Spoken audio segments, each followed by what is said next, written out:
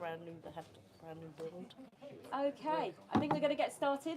Thank you so much for your patience. Welcome to Demos and welcome to this collaborative democracy network event. For those of you who don't know Demos, we are a cross-party think tank. We've been around for about 30 years and we're on a mission to try and rebuild the relationship between state and citizen. I'm Miriam Levin, I'm the Director of Participatory Programmes and I'm going to be chairing the event tonight. So the Collaborative Democracy Network was set up in order to bring politicians and civil servants and civil society together to look to see how we could kind of design and deliver a more participatory and collaborative democracy. Like, how can we really find the different ways and learn from the ways that have been tried about bringing people into democracy, giving them a real sense of stake and ownership over the decisions that affect their lives. And within that, today, what we're going to be talking about is shared belonging and social cohesion, and kind of what this means in terms of the rights and responsibilities of citizens kind of within our country. I was thinking about kind of this event tonight and kind of how to start it off, and it feels like just about every single event I go to at the moment, and to be fair, I run our work which is about making democracy work better for people, so all the stuff I go to is around democracy. But pretty much every event I go to starts with really depressing statistics about the loss of trust. Like, oh, nobody trusts politicians and political institutions. Like, everything's broken, nobody trusts each other anymore, we're really polarised, like, online conversation is incredibly fraught, like, nobody gets on, nobody understands each other, everything's a bit broken. Cool, good place to start. It is true, like, that is true. I'm not saying it's not true, we absolutely have the data showing all the trust falling off the edge of a cliff. But there's also another story that we could be telling, and the data kind of backs this one up as well.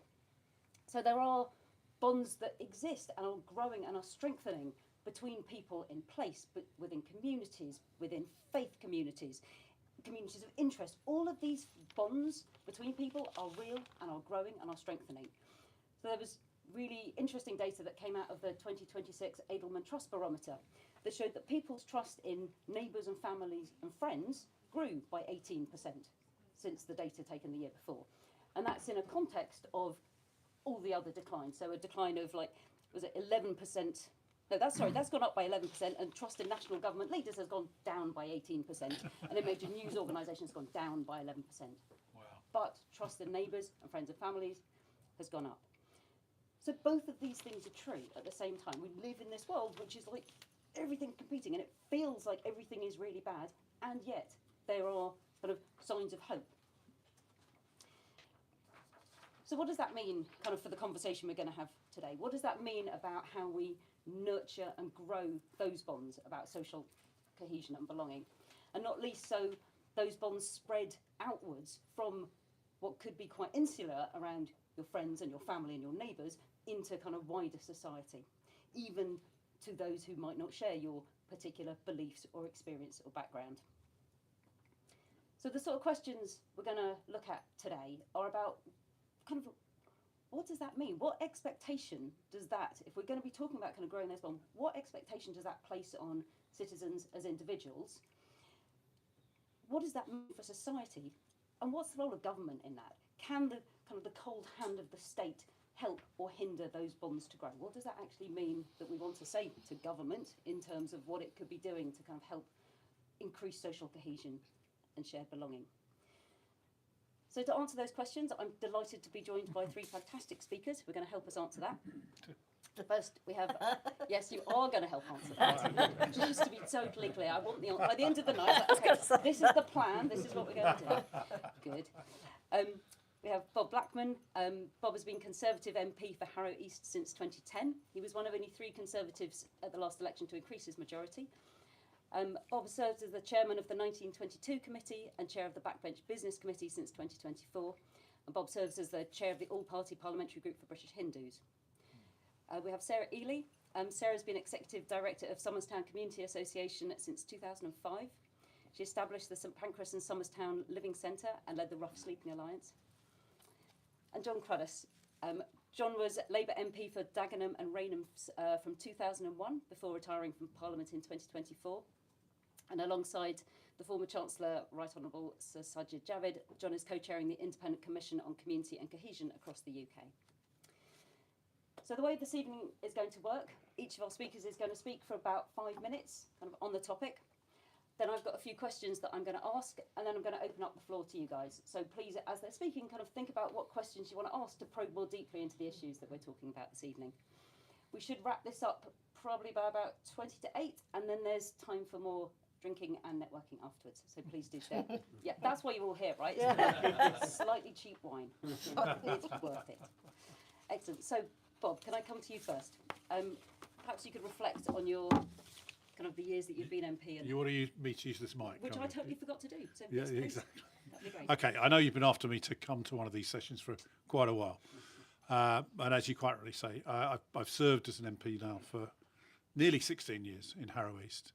We have, I would say, the most multicultural, multi-religious, multi-ethnic community there is. We've got someone from every country on the planet, every language, every religion that's spoken, and we have a very good way of getting everyone together, irrespective of people's origins. People live together in reasonable peace and harmony. Where there are problems, it's individuals, not communities against each other, which is really important in this whole process. And because everyone basically is a minority, it actually helps, I think, in many ways. We have an interfaith council that works really well in terms of bringing people, in terms of religions together and ironing out the problems that have been. I mean, I served as a councillor before I went into Parliament for 24 years in Brent. I was leader of the council for 6 years and deputy leader in a coalition for 4. And of course, that sort of part of Northwest London, it has always been extremely multicultural, multi-religious, and bringing people together. It's a real challenge to keep it going. And, you know, recently we've had terrible incidents in Wembley where, you know, to be frank, a group of Somalian thugs have been attacking Indian origin businesses. There doesn't seem to be a reason or rationale for it, but they've been doing it. The police are investigating. They're trying to catch these people. We had recently a holy event where Hindus were celebrating in the old civic centre. Quite happily, this is an event that's been going on for years. You know, it's not new. About 1,000 people quite happily celebrating got disrupted by a gang of thugs that came across the road from unfortunately the Central Mosque.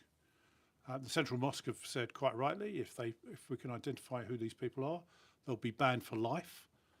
And you know, reached out and said, look, this is not what we're about, which is good.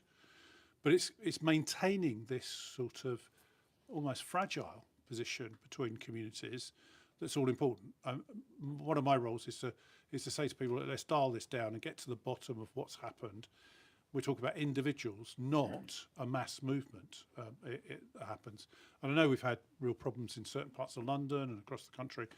And I said, look, you know, in Harrow, we deal with this appropriately. You know, when we've had challenges, for example, that there were going to be demonstrations outside Harrow Central Mosque, the community came together and said, no, we're not going to have this. We're not going to tolerate this. No, because you know, hatred against someone because of their religion. And we've got to keep that going. But it's really hard, I think, in many respects, because we as a country are a melting pot. And certainly in different parts of London in particular, we've got different communities. Relatively recently, over the past 3 or 4 years, we've had a huge influx of Romanian people. They are an unusual immigrant group in that the men don't necessarily speak English very well, but the women all do.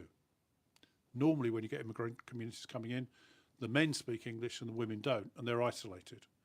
Here, it's the other way around, and that's causing, you know, a few problems locally because different cultures have different ways of doing it. We talk about drinking. You know, there's a drinking culture in Eastern Europe that says you gather on a street corner, you have a few drinks, a few laughs, and so on, then you disperse. That isn't quite what people see, and they feel threatened by it. We have to dispel that rumour. It's not people going to beat you up or attack you or whatever, but people feel nervous about it, and actually explaining that. I think the other issue that has happened because of the situation online, since COVID, we've had this problem of people feeling isolated. We had lockdowns and people were isolated, they couldn't go out, couldn't meet people, etc. And social media has this habit of promoting the most extreme views. People will put out things they would never say to each other face to face, but behind a keyboard they'll say the most terrible things, thinking they'll never get called out. We have to find a way of combating that, because actually it's not helpful to the community, it's not helpful to anyone. And many of my colleagues, and when I say colleagues in Parliament, I mean on all sides, all political parties, but particularly women, face dreadful, absolutely dreadful comments being made about them that are absolutely intolerable. And personally, first thing I do is when I wake up in the morning is go through the social media and all the hate mail that comes in, block, delete, etc. Just get rid of it and ignore them. And I think that's what we have to do. However, there are these people around that express hatred towards one another because of race, religion, background, political views, whatever. And it's become almost normal for people to be extreme. And actually that's not the position of the British people. And we've got to isolate those people and actually make sure that they don't become the norm. I'll stop there. Thank you very much. Are we going to No, go ahead. passing the relay baton, isn't it? Hello. Well, my name is, as I said, Sarah Eli. I have been the director at Somerstown Community Association for 20 years now. That sounds horrendous, doesn't it? When I first started at Somerstown, the area around, so I don't know if you know where Somerstown is. It's right behind the British Library. So it's you've got Euston on one side, you've got St Pancras on the other, and it was almost like a really challenging, unholy triangle between the Euston Road, Midland Road going down the side of St Pancras as that was built, and then back in sort of Mornington Crescent and up. And then what you had was sort of like, gangs on the sides of those, communities, whether it be Euston going down to Covent Garden or over on the other side going towards Regent's Park, would come and fight in Somerstown. So Somerstown was like the big fight night. It was the place to come and fight, because there wasn't really any gangs in Somerstown. So what they did was they come and fought in Somerstown. I have had all manner of different things in and around the centre over the years that we've had to deal with. But what I've gradually seen over my years there is that there is still a community in Somerstown. Despite all the shocking indices of deprivation and what, politicians and policymakers will say about some communities like Somerstown, people don't bring their children and their grandchildren up in a community if they don't think it's a community.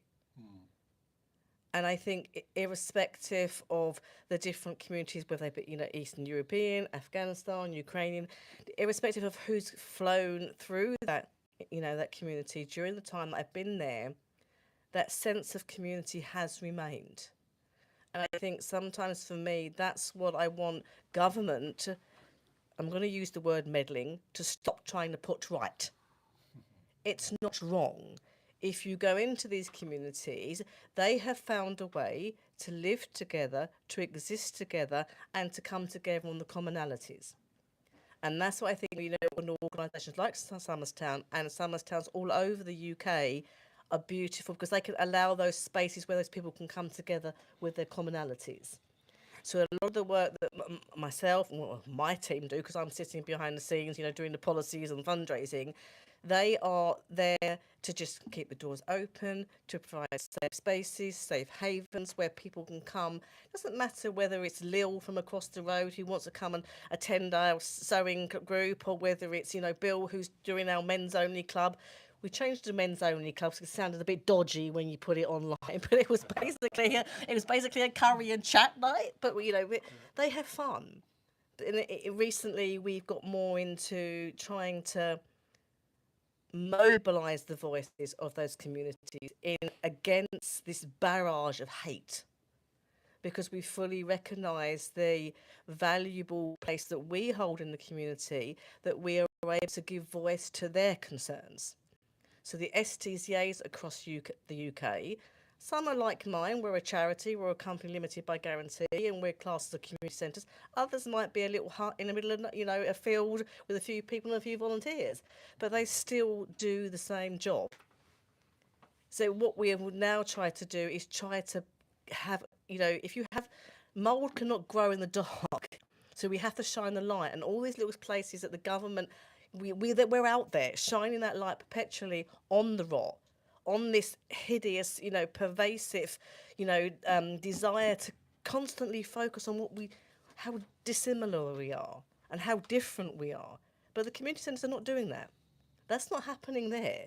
It might be there on the news. The news goes on and on about it, or on the broadsheets, or on the social media. But if you walk into a community like Somerstown, or a space, or it might be the local mosque or whatever, that's not what you're hearing there.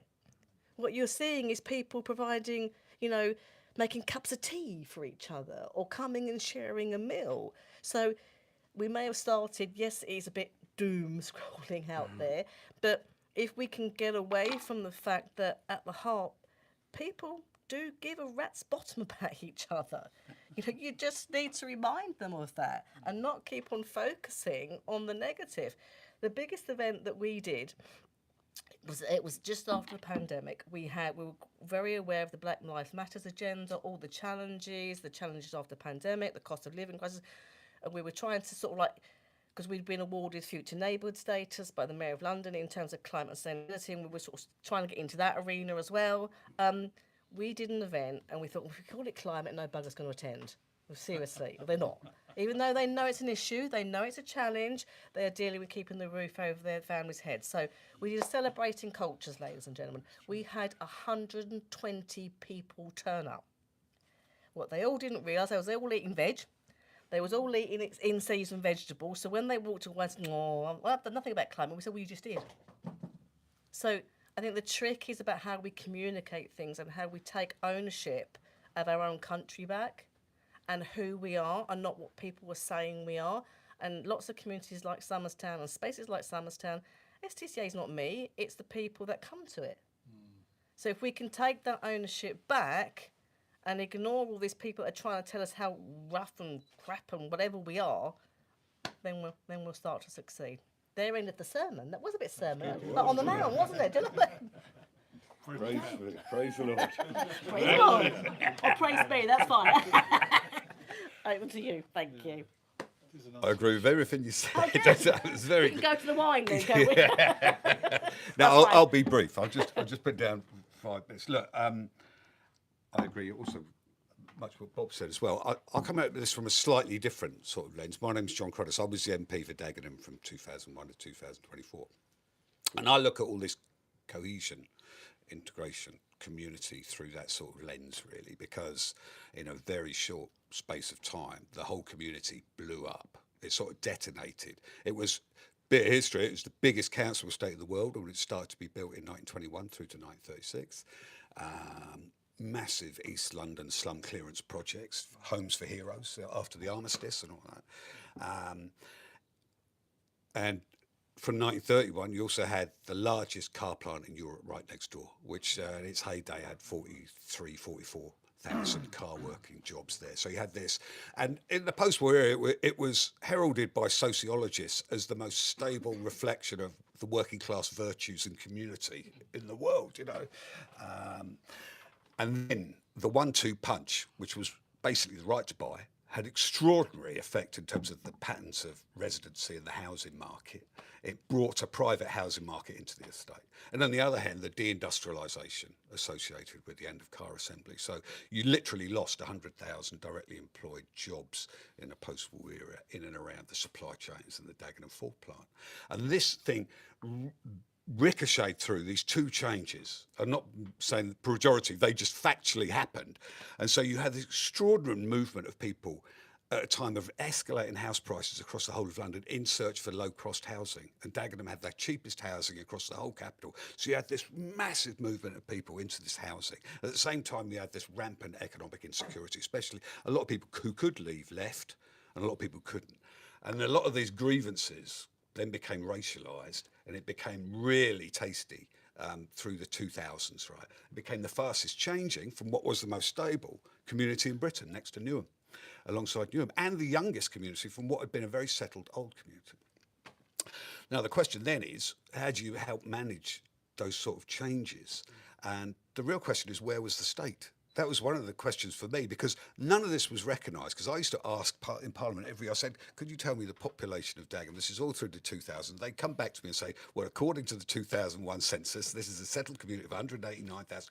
We all knew that it was exploding. The population was massive.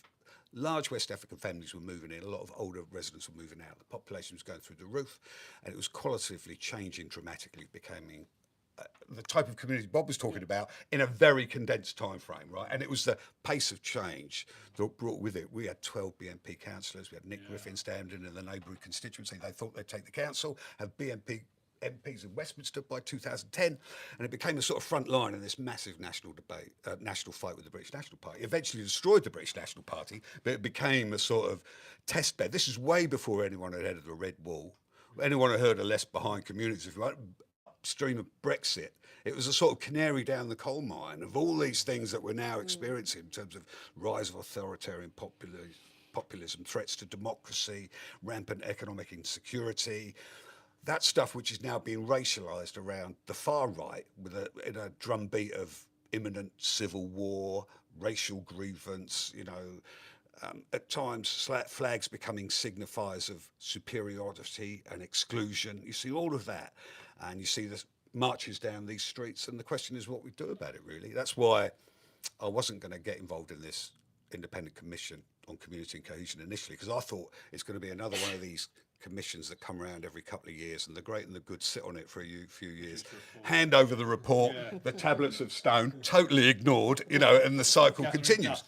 And that's why I'm really interested in the Demos arguments, because how can you invite people back into these conversations and anchor them in community? So we're launching this big national conversation in a couple of months' time, which will be hopefully a new form of civic involvement. We've got partners across BBC, National Health Service, Football Association, loads of different partners, TikTok, all of these. And we're trying to create a different story to challenge that story that you said that is drowning out more positive stories of who we are as a nation and how we live together going forward. Because I think the clock's ticking. My sense is the country is on tilt, actually, and it could go any time. So even though we focus on the strengths, I'm on the board of Hope Not Hate, and we mirror a lot of this stuff in terms of what's happening on the ground. And there is a sense that summer coming, football coming, it could trigger and ignite at any time. And that's what worries me. So and that's why I like the cross-party conversation. We're talking to James Cleverly, Chris Philp, people like that. We've got representatives from Reform on the commission, as well as ex-Green leader Caroline. Because I do think that time is to sort of park some of our disagreements around some of this, and try and think about how we all live together cross-party, as well, because I think the stakes are too high to play the political games that is usually associated with a lot of this territory. One final point I'd say is, I think I'm quite critical of the government. I was quite critical of the government years ago because they let us swing as a community, because they couldn't understand what was going on in terms of the metrics of population assessment and how you understand the change. You must have experienced this in Brent, how the state understands what you're experiencing in the front line, and it's off the radar of national government.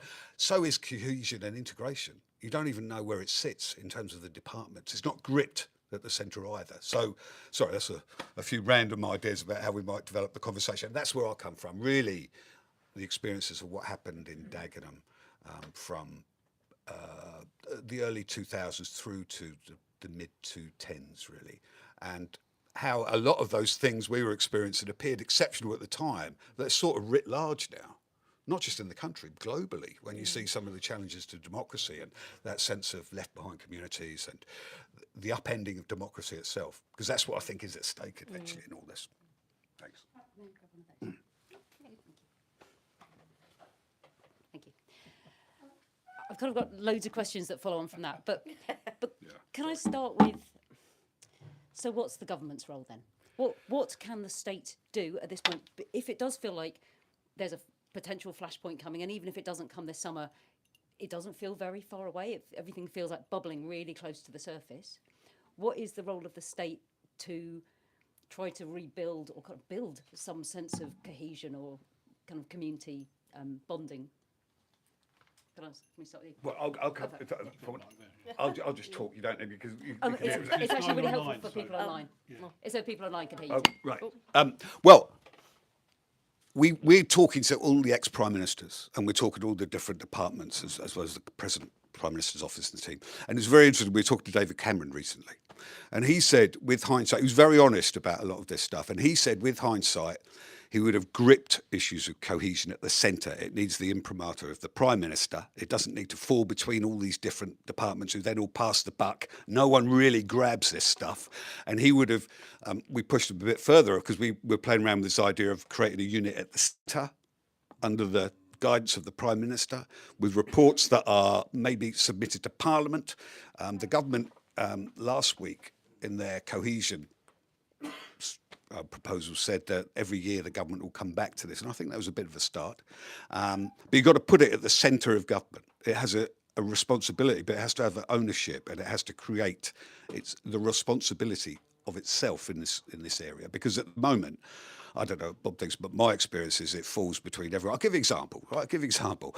Prime Minister, in his conference speech last year, he talked about, this is about the moral future, the sort of the future of the country in terms of that sense of grievance that's powering this populist forces, etc. This is going to be the moral centre of my government. Is going to be cohesion and how we live together going forward. This is going to be the overarching.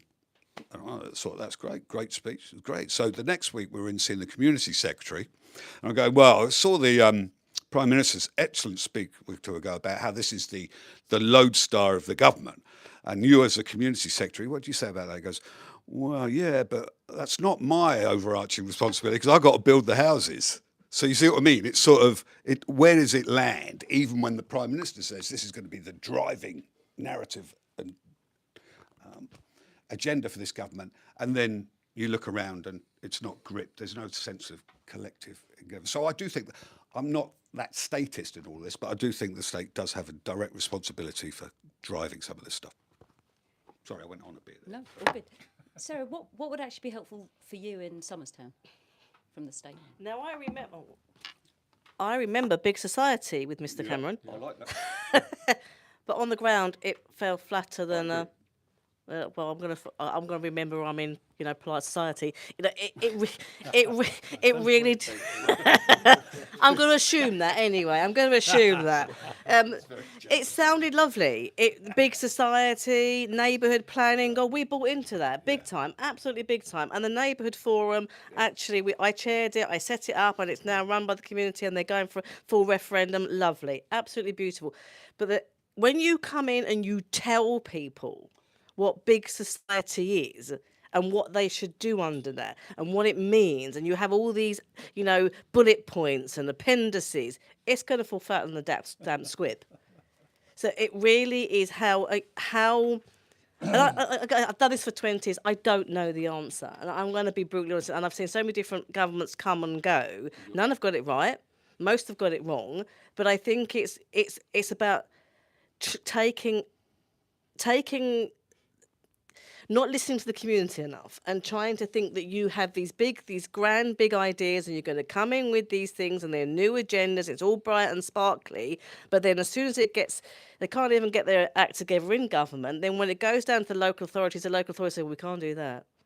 Or there's no funding for that, or we can't do that. So it's cutting it off at its knees. So if it is going to be genuine, it needs to be properly thought out, it needs to be properly funded, it needs to be connected from government to local authorities and go from there. I mean, like, for example, for me, I'm going to sort of, for me, at the moment, the employer's national insurance is crucifying me.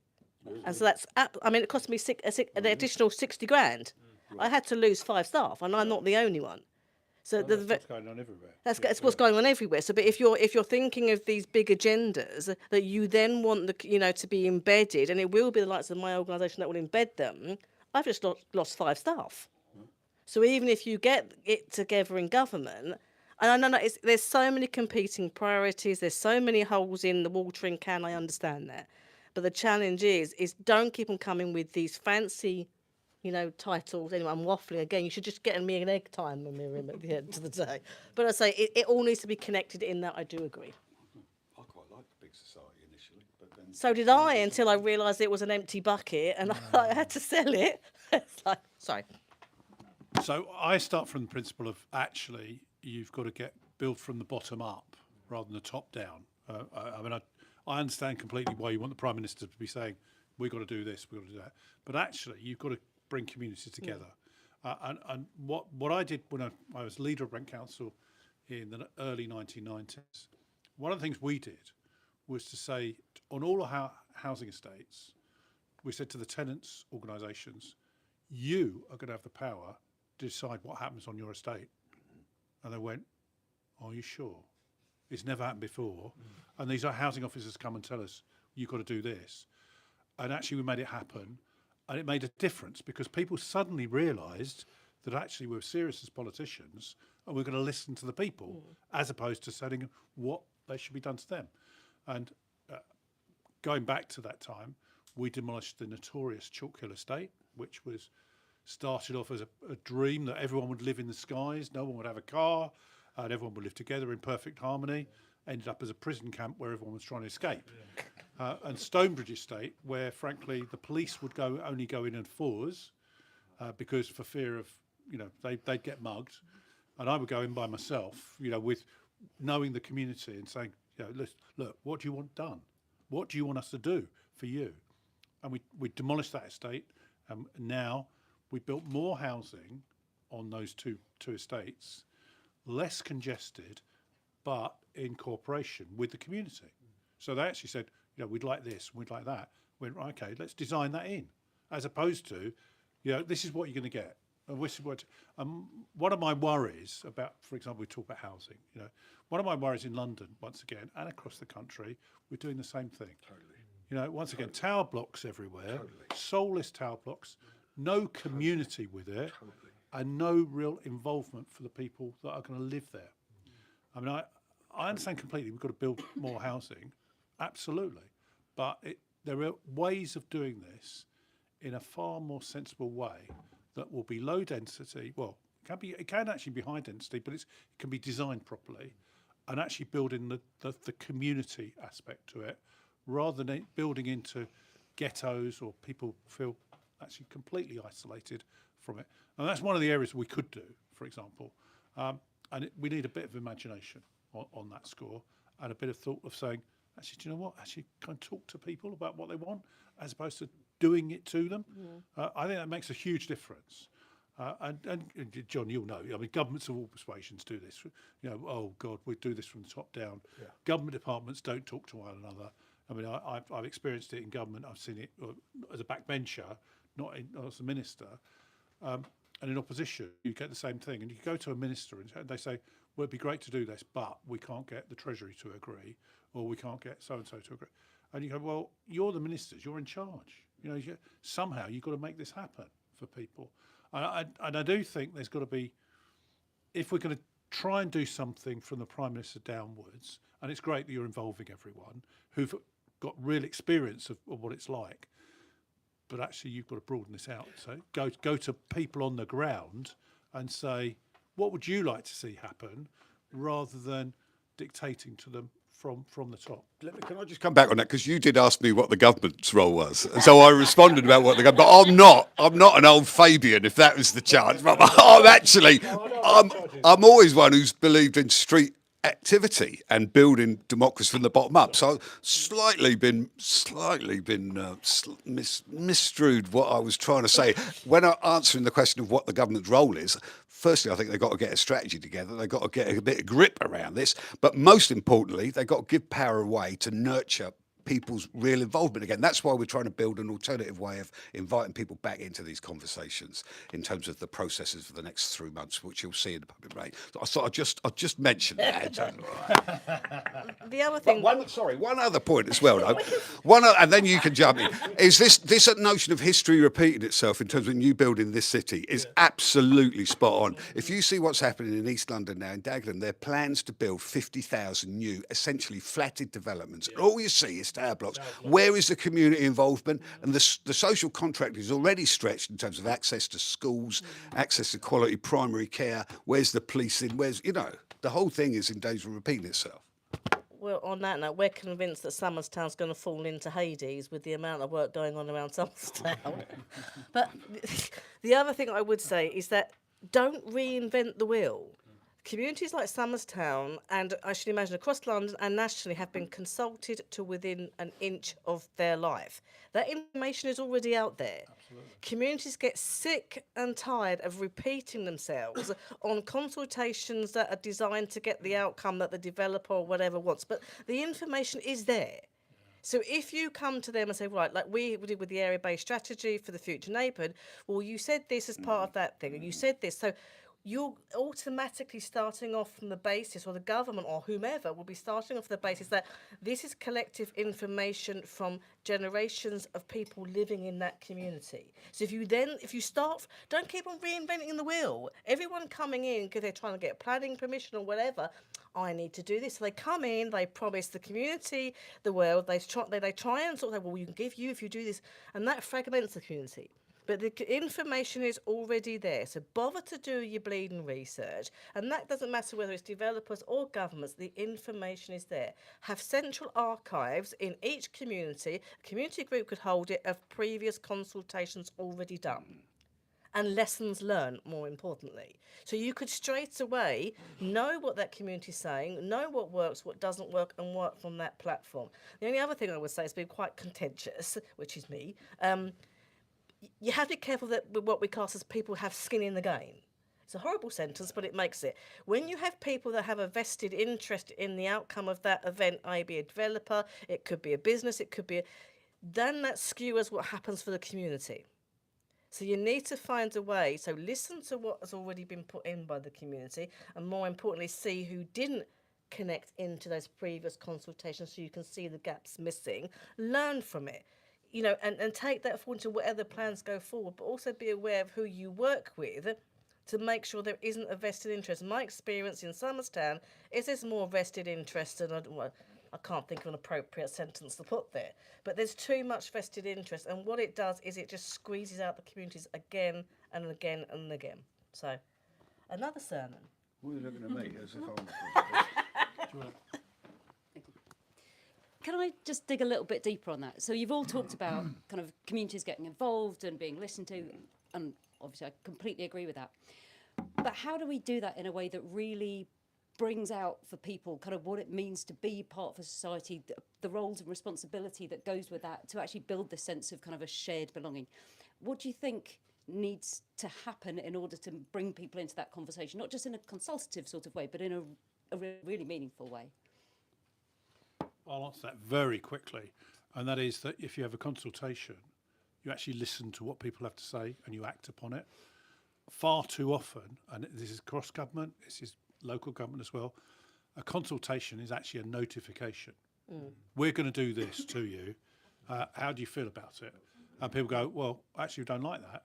No, but we're still going to do it. That to me, you've actually got to listen to what people have to say and act upon it. Developers are a classic example. We have this position now whereby what you do as a developer is you consult people around the development area. Say we're gonna put a planning application to do this. What do you think of it? And so tick, we've done the consultation. Everyone comes back and says, well, we don't like that. We understand there's a need for development, but can you do it this way? Can you do? That costs us money. We're not doing that. And then the local authority, when it comes up to planning, goes, well, you've had a consultation, tick, and does this accord with the plans for London or the local area, whatever? If it does, tick, and the local community then say, what's the point in commenting? Why bother? And it's going on all over the place. And I think one of the problems here is that, and I think from your perspective, it's right. If a community feel that they're being listened to, as opposed to being dictated to, then they get involved, and there's a value in it. Otherwise, people go, "What's the point? Why do I bother? Because I won't be listened to at all." And so that is the way you engage people, and then act upon it. Now, it takes longer. That's the issue. It takes a bit longer, but actually you get a better outcome, and people feel far more satisfied. And more importantly, it sends the signal to others that when a consultation is launched, there is a point to responding. I think most local authorities, end up doing consultations.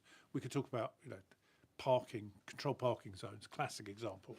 The local authority says, we're going to introduce this controlled parking zone. What do you think of it?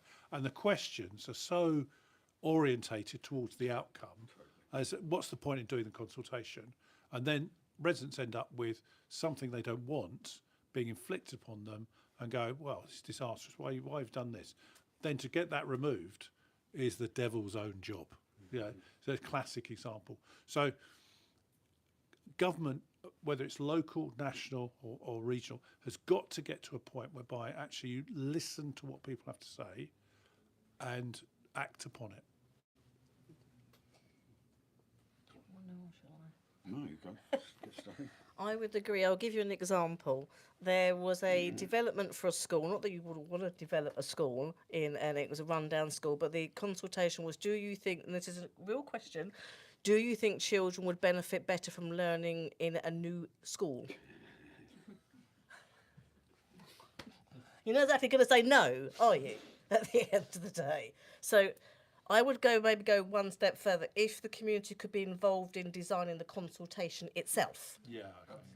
Because if they are writing the questions or involved in and you will always there are community leaders in every community, they will be clear who they are. So if you can make sure that there's a representative from them to involve in creating the consultation. But I fully agree. What happens each time is that people just think, well, what's the point? I mean, the saying in Somerstown is that we're done to rather than listen to. Yeah. And especially when you're in Somerstown, you've now got national infrastructure projects, so you've got no hope. That's why I mentioned Hades. You've got no hope. So I think the challenge is what you have now is a complete think. What's the point? Really, what is the point? But that's why I'm so pleased that the neighbourhood forum has continued. Is going to go hopefully to referendum. That is like for me, that will be one of my legacies. That I started the neighbourhood forum. It's gone out to community. They took Camden Council all the way to the High Court in relation to a matter within planning, and they're now at the point through future neighbourhood funding that they're going to go and hopefully go out to referendum. Once that kicks in, then that affects seal agreements, 106 depending on whatever. It's actually part of the planning. So I think there's a tale there of empowerment and how they've gone about doing it, and it's not just a nice fancy document that will sit on the side because it will be part of planning. Because I did love neighbourhood planning when I first heard about it, but when I realised that it really was just, but they've stuck with it, the community, and that is the problem. My proudest moment that they've done that. But it goes back to making sure that every aspect, community are involved in designing, creating something that's ultimately going to affect how they go about their business in that space. I've got not much to add because I agree totally with all that. I remember experiencing Dagenham. It was a really paternalistic civic administration for decades, right? And then we managed to change it quite dramatically. So it got into a lot of co-production with residents around all sorts of different elements.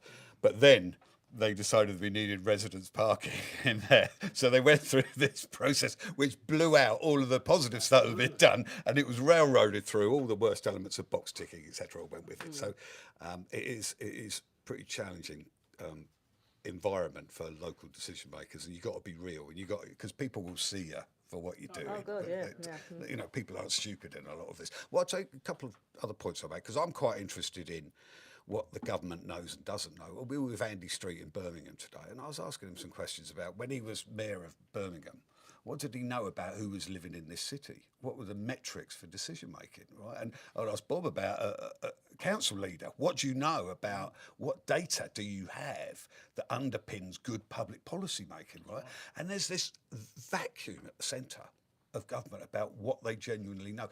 And there's not just about a revise. You could do, modern technology allows you to build real-time metrics to understand what's going on in communities that move, that are agile, to create an informed, agile local decision-making. And for the national government as well, you can also build forms of social census, if you want, about, we got the British Social Attitude Survey, but that's notoriously difficult in terms of that methodology, in terms of what we know about what's happening in communities. So you could build real-time metrics, social census, as well as the updating the decade-old censuses. So you could have a much more effective way of understanding what's going on across the length and breadth of the country in a period of dramatic population flows and social attitudes that are changing very, very quickly. So we need to underpin our decision making both at local and national level with a totally different approach to data collection and interpretation. That's a very boring answer, but I do think it is a key driver in terms of how we might move forward,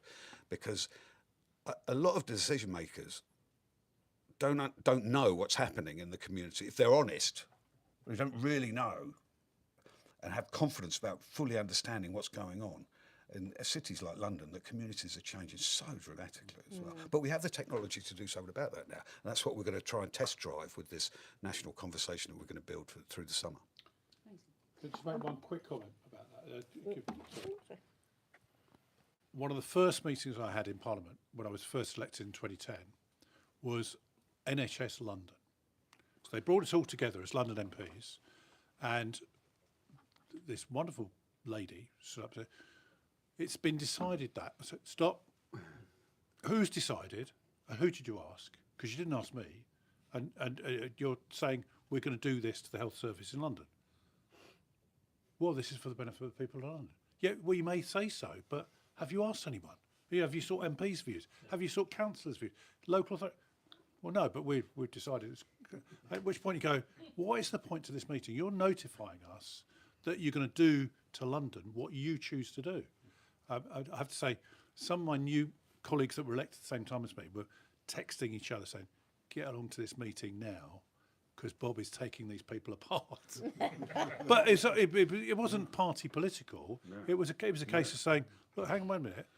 It may be inconvenient for you, but actually, we're the ones that take the brunt of all this, because we're the ones standing for election, get elected, and people come to us and say, 'What are you doing as the MP about our health service?' or whatever. And if we're not involved, what chance have the local people got of being involved?" And I think there's an attitude of mind that exists in a lot of our public services of it's inconvenient having elected people. Oh, hell yeah. Holding people to account. I mean, I take a very strong view. I mentioned this on control parking.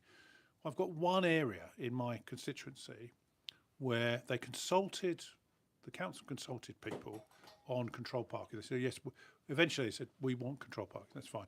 They've now got control parking from 8 a.m. to 8:30 p.m. 7 days a week. And they'll go, well, hang on, we didn't agree with this. We didn't, on the consultation it wasn't clear. But it's now there. You try and get rid of this of people. I mean, it's a nightmare. And this is public service. Thank you. What I'm going to do is open it up to the floor. I expect there are plenty of questions for all of the speakers tonight. Can I ask you to please wait for the microphone, introduce yourself if you could, and keep your question relatively short. And I would ask all of our panellists to keep your answers quite short so we can get quite... I say that with love. Good luck with that. So just so we can make sure we get plenty of questions. If the cap fits. I have several. Lady here in the black cardigan, and then this lady here. Thank you very much. My name's Rebecca Madgen. I'm from the University of Glasgow. And I wanted to pick up on the design point. You talked about housing. But shared belonging happens in physical places as well as online. And I just wondered what your thoughts were really on the sort of policy implementation around improving social infrastructure so that those places of casual connection where we build an understanding, an empathetic understanding of one another can actually happen. If we look at sort of closure rates of pubs and youth centres and all those sorts of things. So I just wondered if you could reflect really on the sort of the social infrastructure and how that might help us build a particular sense of shared belonging. So can we hear a couple of questions? Oh, okay, fine. Yeah. Where was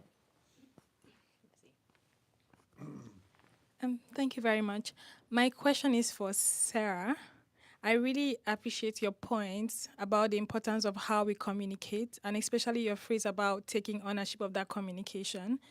I was wondering if you could say a little more about what that looks like in practice. And for example, when we talk about taking ownership, sometimes the question is more like, is this about the intention of what we are communicating, or is it, or the impact of what we are saying, or the clarity in which we communicate? And the reason why I'm asking this is because, like, in conversations about belonging, sometimes there's always that tendency to be vague, and and and it's like, when that vagueness coming, like, how would that be valuable to the receiver, the person receiving it? Because I also wonder too much about when there's ambiguity, it sort of like weakens the communication, because you're not exactly getting the objective of what that communication is, but you can hear what has been said. So I just really want to understand what you mean. Brilliant. Okay, so first question about social infrastructure and how it can be used to build social cohesion. Did you want to? Yeah, sure.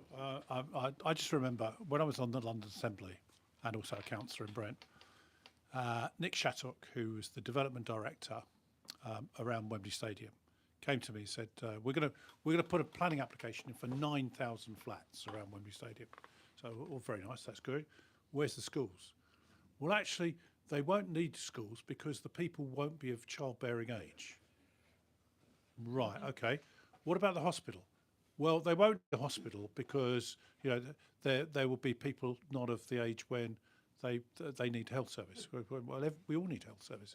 You know, we went on, and eventually I said, look, unless you go back and come up with all the things that were needed, schools, community centres, doctor surgeries, hospitals, etc., then frankly, I'm not interested, because what you're doing is putting all the burden on the public services to come up with what you should be providing as part of a development. So we should be designing developments that incorporate everything that goes with a mixed community. Indeed, community centres, schools, etc. Whatever it needs to be there. And I think one of the roles of the public authorities, be they councils, government, whatever, is to ensure they can create the environment in which the private sector can invest, but equally building into the planning process that those things will be provided, particularly because what happens is, you know, someone comes along as a developer and says, I want to put a block of flats up. You know, okay, fine.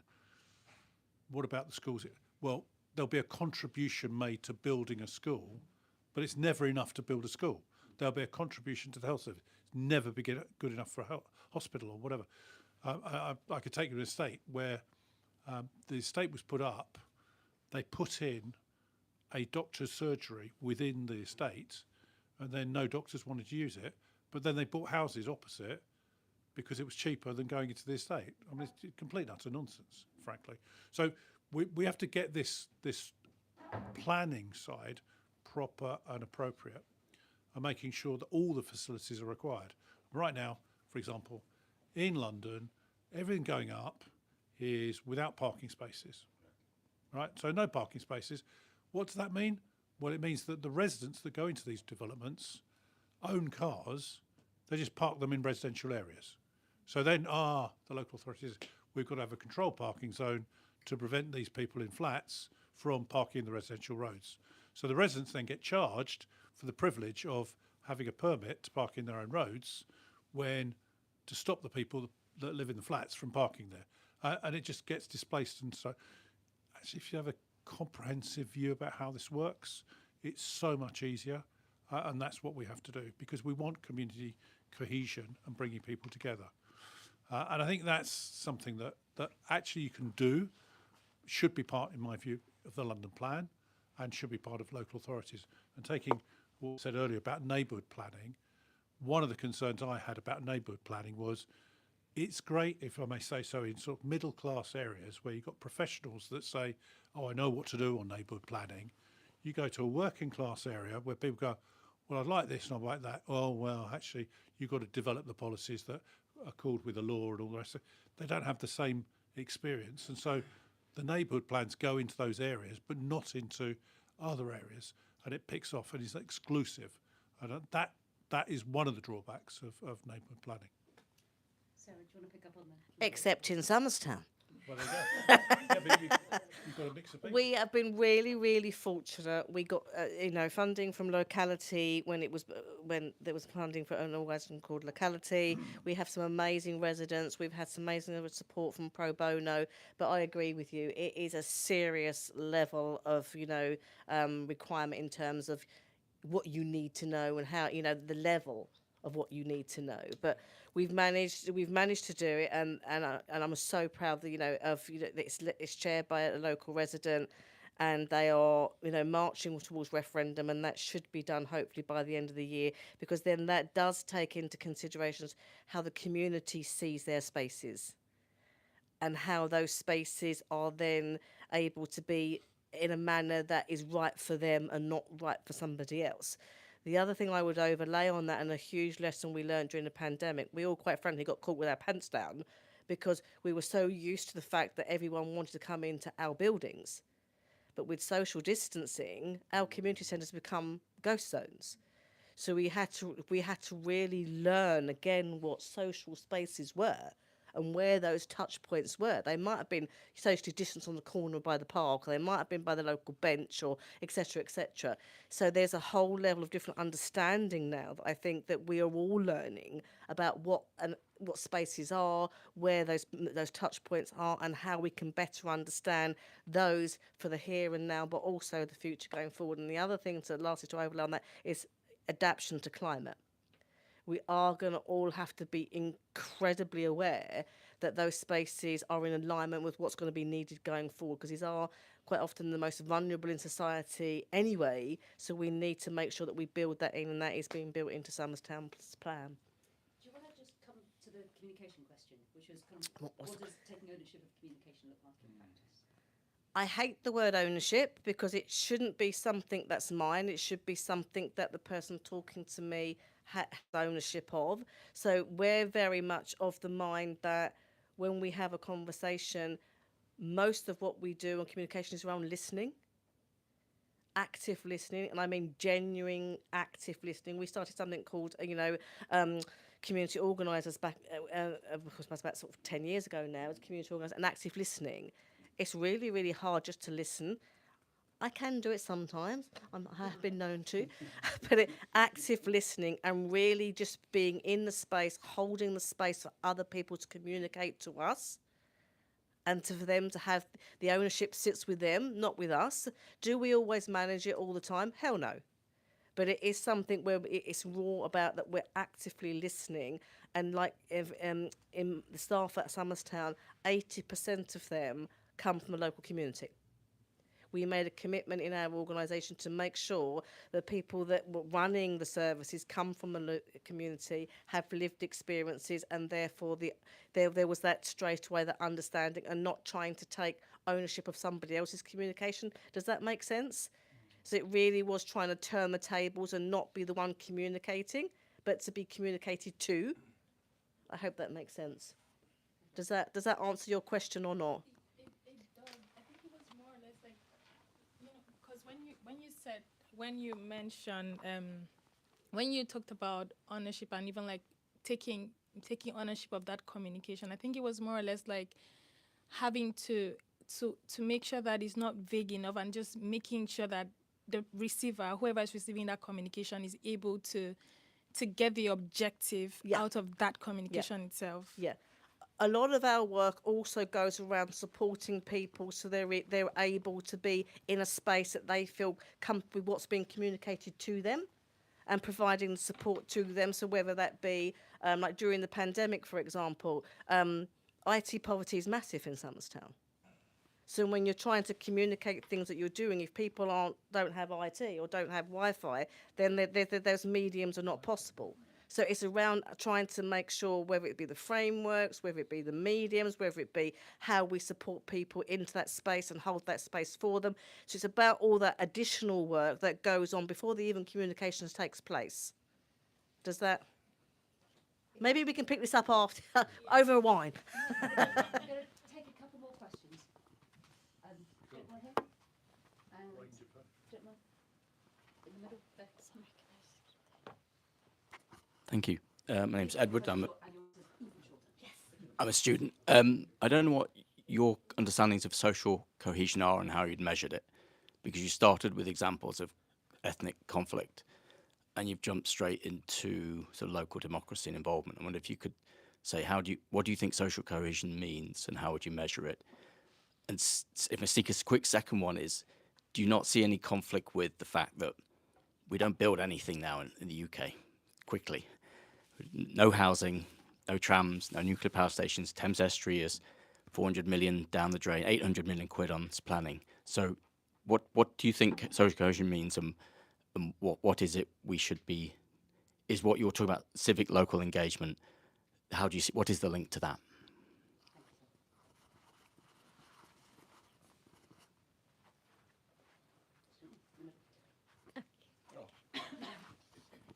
Thank you. Hello. Sorry, my name's Roger, and I'm calling from an organisation, Project Gin.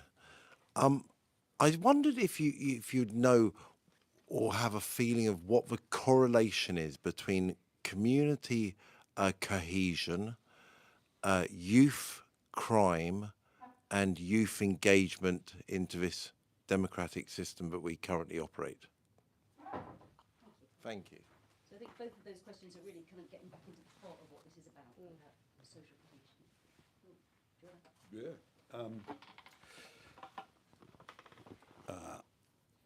I don't think there's any effective measurement of cohesion. We don't have one, right? So we're going to try and build one in this project around national.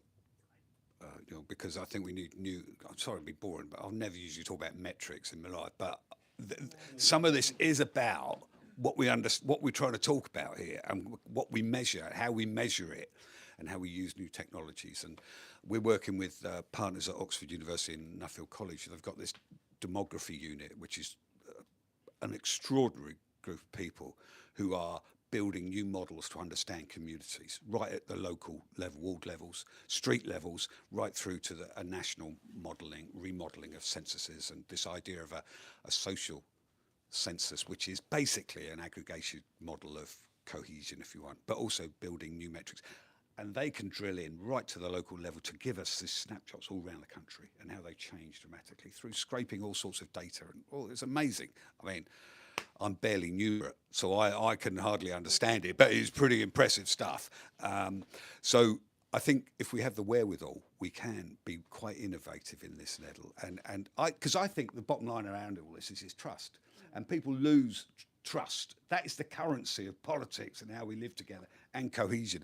And we all know, because we all meet so many people, people's trust is being drained, right? And so how do we rebuild it? And some of these issues are about how we measure things like trust. That's why the work of Demos is so important, because you've tried to excavate this stuff about what is happening around trust indexes and how you build it. Because I think that's what we need. We need a renewed ways of understanding what we're all talking about here, because that trust thing is the thing that is worrying in where it's heading in terms of trust in decisions, institutions, bureaucracies, and a lot of the bureaucracies are to blame because of precisely what we've been talking about, because we've withdrawn people's voice and agency in these decision-making processes. So I think that touches on a whole bunch of issues about what we're talking about here, how we measure it, and can we be really quite creative about doing it as part of a whole exercise of rebuilding trust and getting some proper footings in the ground to try and rebuild that. Can I come to you, Bob? So the question was quite pointed. It's like, so you start off talking about where your communities are not getting on really well, and we kind of moved into planning and parking. But what does community cohesion, social cohesion really mean? So I think the reality is actually people getting on with one another, irrespective of their race, religion, background, etc. I live in a particular area where I live next door to a Jewish old people, so my neighbours are Muslim, across the road are Catholics, next door to them are Hindus. I mean, we are literally a melting pot. There's never any trouble. That is what we want to get to. And that there'll be always be people you don't like, individuals. My late mother always used to say that you shouldn't hate people because they are of a religion or a background. You may hate someone because you don't like them individually, but we've got to remove that from society. It's very hard to do because there's a natural mistrust, because you make up your minds about people the moment you see them. You know, I used to do this in selling, you know, train people selling. So it's the 312s. It's the 12 inches around your face. Do you smile? Do you interact with people? The first 12 words you utter, actually they resonate. And equally, the first 12 steps you take into a room when you're meeting new people. Basically, people make up their minds about people very quickly, and they either cement that view or reverse it depending on their interaction with people. And what we've got at the moment is a lot of, and this is where we come back to what you were saying at the beginning, is the point in society where this is all building up, and it can go one way or the other. I mean, I remember, you know, one of the things about living in this planet and living in London for a long time is you experienced many things. You know, you go back to the 1980s. I used to drive around London a lot because of the job I was doing. And everywhere you went, there was a sort of tension on street corners. And of course, we had the riots, you know, the different riots at that time. And it's sort of cyclical that goes on. Personally, I don't detect we're in that sort of very nasty position at the moment. But you get a long, hot summer, a lot of young people unemployed, a lot of tension around the world with different things. It could all boil up. And our job as politicians is to cool that down, take the heat out of it, get people together. And that's what I think what we have to do in terms of social cohesion.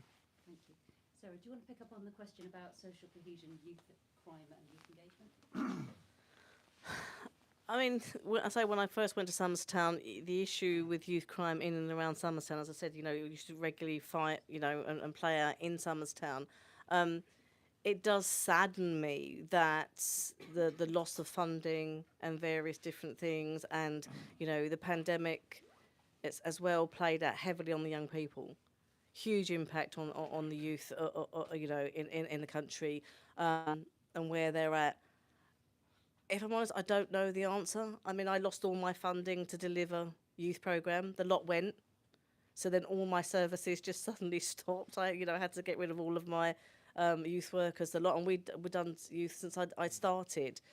What we did pick up on was we tried to work with the, whether it be the faith groups, we tried to work with the other groups that were already out there. So whilst we couldn't do it ourselves, we were trying to bring it together. But I do worry that young people in this country have almost been, I wouldn't say ignored, but because there's so much other stuff going on, it's really challenging to find a safe space for them to come and be. And though that is that generation that's even more susceptible to what's online and the hate that's online.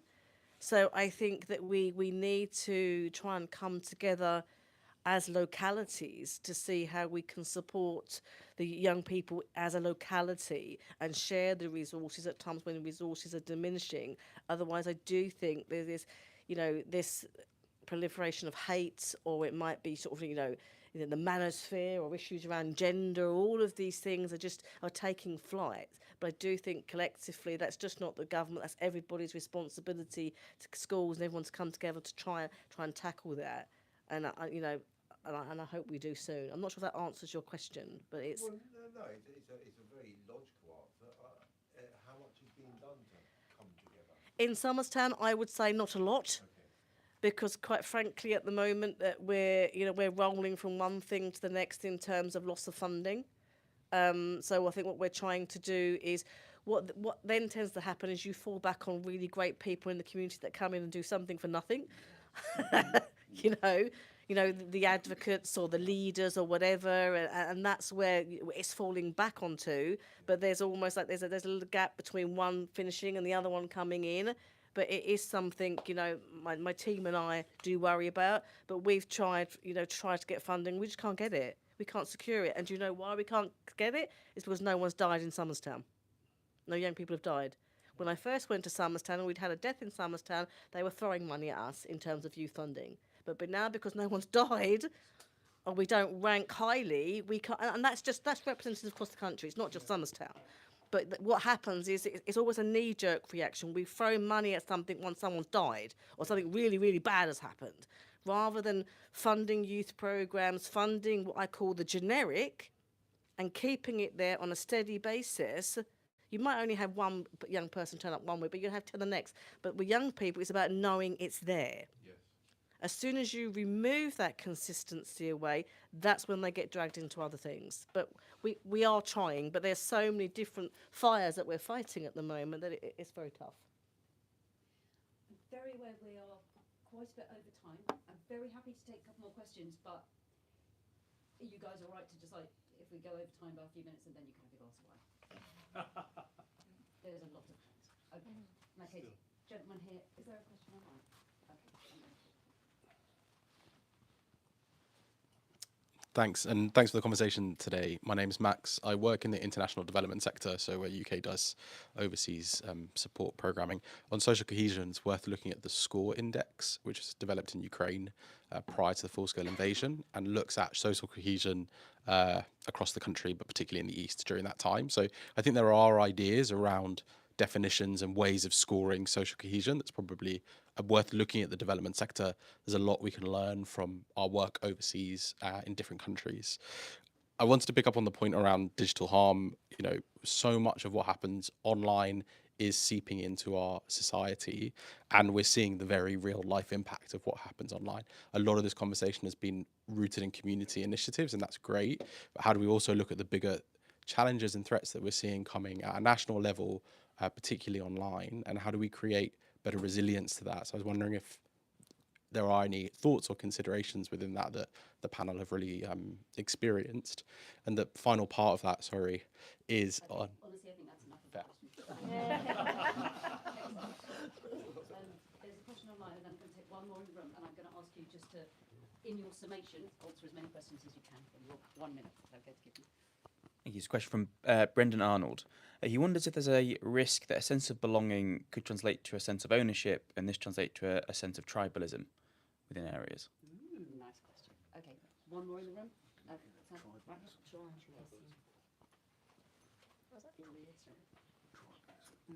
Hi. Yeah, it seems really complex. If you had one leverage point that you try and lean on and champion, what would that be? So it could be wealth inequality, it could be some low level, let's teach everyone to listen, whatever it is. Okay, so we've got 3 questions. Answer one really quickly. It's about online harms, about how a sense of belonging and ownership descended to tribalism, and what's the one lever that you would use? Wants to kick off? Go on then, if I must. I'm afraid I don't know much around in terms of the online. That's not really, you know, because I say Somerset is an area of IT poverty. I think that, you know, tribalism, that's not a great word, but I think, you know, communities would probably see as a sense of commonality coming together. So I don't think that there's the connotations that tribalism would come up with. So I've not seen that in Somerstown in the 20 years that I've been there. What I've seen is people fighting for each other and with each other. And in terms of one word, I would say honesty. There's a word. That's a good word, isn't it? Currency for it. I think Bob's right about London. I think compared to the 80s, because that was a bit brittle, wasn't it? It was a bit uneasy and it blew up. But I think we're doing a lot of work in all different places around the country. It's not necessarily the same outside of it. And if you look at some of the links with the riots with areas of deprivation a year and a half ago, that suggests to me that the big driver that we have to confront, alongside the digital hate thing, which I don't underestimate at all, and we got a whole series of proposals that we're going to come up with around that, but it would be some of this question of... I think a real problem, which then leads to the problems that we get. In terms of the digital side, I think it's very sad that we tolerate people spreading hatred online, on social media and such like, that we would never tolerate in public. I'm a great believer in freedom of speech, and in fact, we destroyed the BNP not by suppressing them, but by forcing them out into the open to debate their policies. I remember Nick Griffin going on the BBC being on Question Time, being made to look the absolute idiot that he was, and it destroyed the BNP. But if he'd been allowed to just fester and grow, then I think things would have been really serious. So actually exposing people in this way is really important, but we must not get into a position of tolerating online hate speech. And the social media companies are, I'm afraid, do this far too liberally, if you like, and therefore it should not be tolerated. When I've complained about the things that have been said about me, they go, well, oh yeah, it's not nice, but it's not hatred. And you go, well, sorry, and as I said earlier, our female colleagues in politics face even worse than we do as men. And people say things about females, and you just go, how dare you say this? I'm not talking about my own side of politics. I'm talking about generally. Labour politicians have face dreadful things every day, and it must not be tolerated. And what it does is sort of break down, and someone went into about tribalism. I mean, one of the problems is that tribalism can be okay, but the ultimate tribalism in this country at the moment is following a football team, right? That's the ultimate tribalism, isn't it? And we've moved away generally from the sort of hooliganism that used to exist at football matches. Yes, you support your team, and there's nothing wrong with that.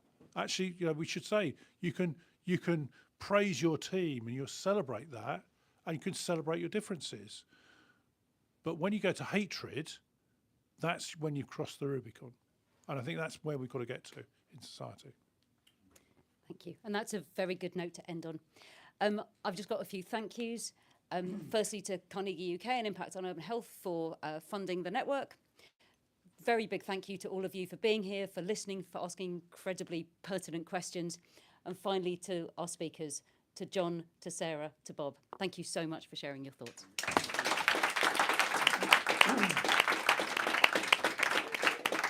Please help yourself to wine and nibbles it back.